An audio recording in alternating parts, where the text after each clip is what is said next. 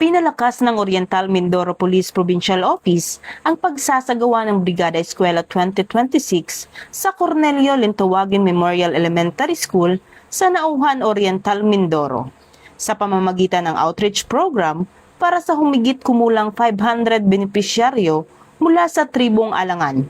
Ang aktibidad ay isinagawa sa pakikipagtulungan ng Nauhan Eagles Club bilang suporta sa temang Bayanihan sa Paaralan, nagkakaisa para sa kaayusan at kaalaman.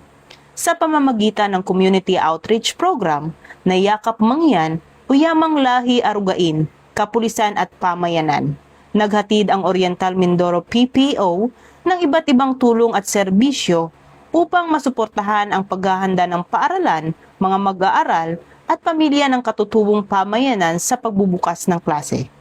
Kabilang sa mga ipinamahaging tulong ang school supplies, tsinelas, pagkain sa pamamagitan ng feeding program, libreng gupit at cash assistance para sa paaralan. Nakatanggap din ang mga benepisyaryo ng personalized na payong bilang simbolo ng patuloy na pagkalinga, proteksyon at suporta ng kapulisan at mga katuwang na organisasyon sa komunidad ng mga mangyan. Ang Brigada Eskwela ay programa ng Department of Education na nakabatay sa diwa ng bayanihan at pakikipagtulungan ng iba't ibang sektor upang maihanda ang mga pampublikong paaralan para sa ligtas, maayos at makabuluhang pagbabalik eskwela ng mga kabataan.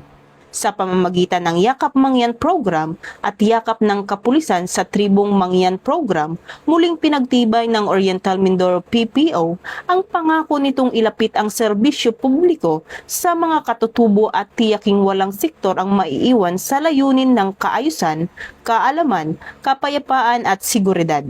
Sa ilalim ng bagong PNP para sa bagong Pilipinas, patuloy na isusulong ng kapulisan ang serbisyong nararamdaman, serbisyong may malasakit, umaabot sa paaralan at komunidad at nagbibigay ng pag-asa sa mga higit na nangangailangan.